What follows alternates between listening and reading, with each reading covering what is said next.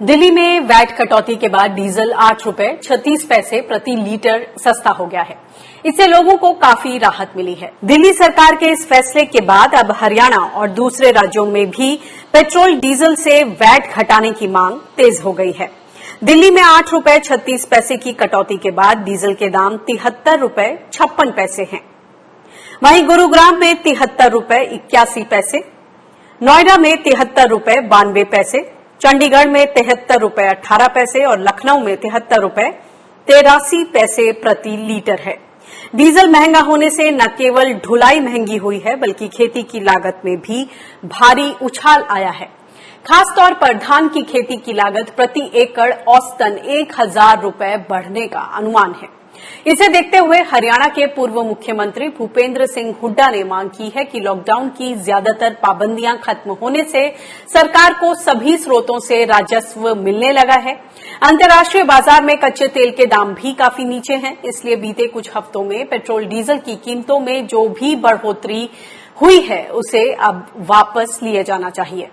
दिल्ली में वैट घटाने के बाद से जो डीजल का दाम उसमें जो कमी आई है उसको देखते हुए अब बाकी राज्य भी चाह रहे हैं कि कुछ इसी तरह का फैसला ले राज्य सरकारें ताकि डीजल का दाम सही हो। खास तौर से किसानों को जो खेती की जो लागत बढ़ गई है उसमें डीजल के भाव किस तरह से ठीक हो इसकी मांग की जा रही है और इसी पर बातचीत करते हैं। हमारे साथ किसान नेता विकल्प आचार्य जी मौजूद हैं। विकल्प जी, स्वागत है आपका किसान बुलेटिन में। ये जो एक फैसला लिया अरविंद केजरीवाल ने उसके बाद से फिर दरवाजे खुल गए कि राज्य सरकारें अपने अपने वैट में कमी लाएं ताकि डीजल के दाम में सही तरीके से भाव जो हैं वो नीचे आए, क्योंकि वही वक्त की जरूरत है। खेती में किस तरह से असर पड़ा है जरा इसको बताएं और किस तरह की मांग। देखिए अनिका जी, जो फैसला दिल्ली सरकार ने किया है वो बहुत बढ़िया फैसला है। इसी का बाकी राज्य सरकारों को पालन करना चाहिए और इसी तर्ज पर राज्य सरकारों को अपनी वैट घटानी चाहिए।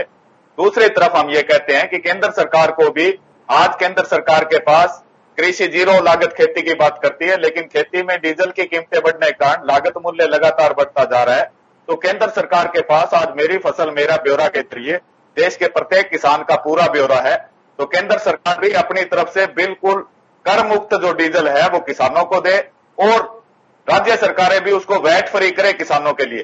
जो गाड़ियों में डीजल चाहिए, रेलगाड़ियों में चाहिए, वो आप जिस मर्जी रेट पर दीजिए, बाजार भाव पर दीजिए या उस पर टैक्स लगाइए। लेकिन आज किसान जो है पिछले 70 साल सरकार की गलत नीतियों के कारण उसका लागत मूल्य लगातार बढ़ता जा रहा है। उसके फसलों के दाम महंगाई दर के हिसाब से नहीं बढ़े। लागत मूल्य के बढ़ने के कारण किसान के ऊपर कर्जा बढ़ा है। मौके की खरीफ की फसल के अंदर डीजल की खपत बहुत ज्यादा है और अंतर्राष्ट्रीय स्तर पर भी जो भावों में गिरावट आई उसका फायदा सरकार ने टैक्स बढ़ाकर किसानों को नहीं दिया। तो हमारी तो मांग है दिल्ली सरकार की तर्ज पर नहीं, केंद्र सरकार भी अपनी तरफ से किसानों को डीजल कार्ड बना के दे, प्रति एकड़ के हिसाब से, उसकी लागत के हिसाब से उसको डीजल जो है वो सस्ती और रियायत की कीमतों पर बिना टैक्स के, चाहे वो केंद्र सरकार के टैक्स है, राज्य सरकार के टैक्स है।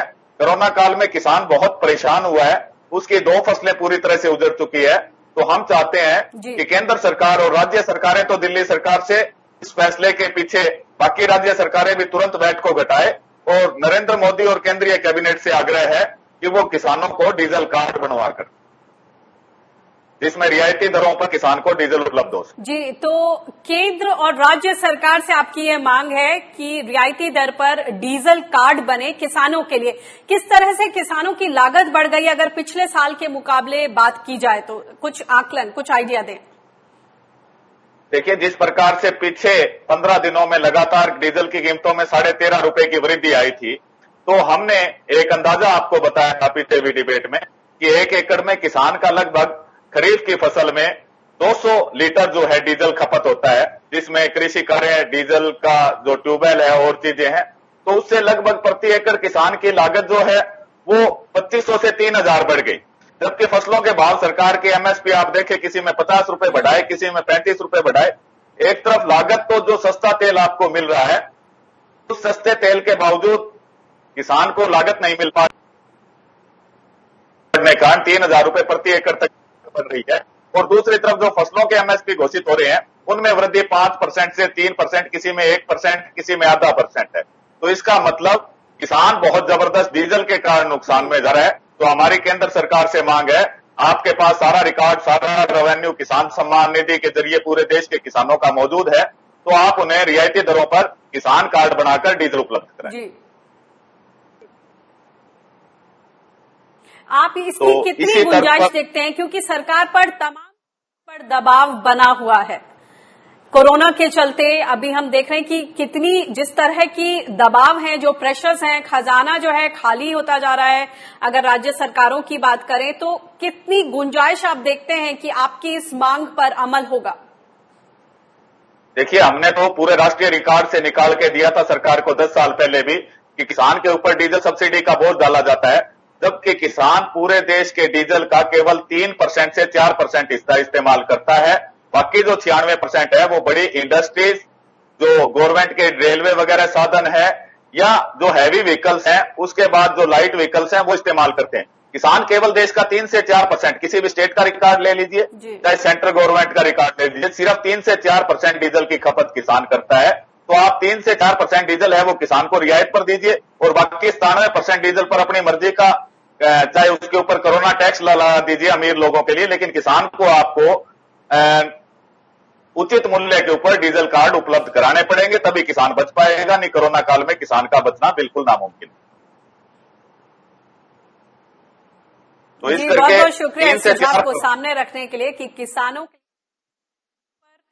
डीजल कार्ड बने ताकि किसान जो हैं अपनी खेती ठीक तरीके से कर पाए। बहुत बहुत शुक्रिया इस बातचीत के लिए, सुझाव के लिए।